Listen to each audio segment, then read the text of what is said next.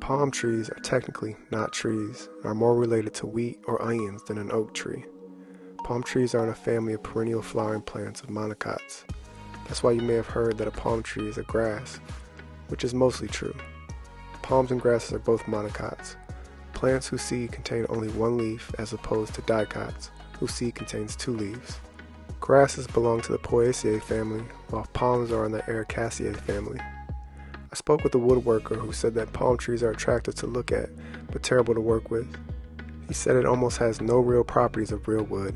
It's stringy, fibrous, and very porous. Like all monocots, palms do have the ability to increase the width of a stem or secondary growth, be the same kind of vascular cambium found in non-monocot woody plants.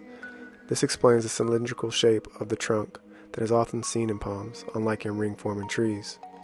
Palms also have a different type of root system and are flexible.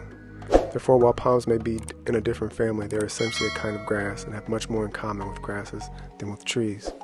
Palms also have some quirky behaviors that are not well known. The primary one is reabsorbing the nutrients from the lower leaves as they turn brown. Allowing the lower leaves to turn completely brown before removal allows the palm to reabsorb the nutrients, reducing nutrient loss and the need for fertilizer.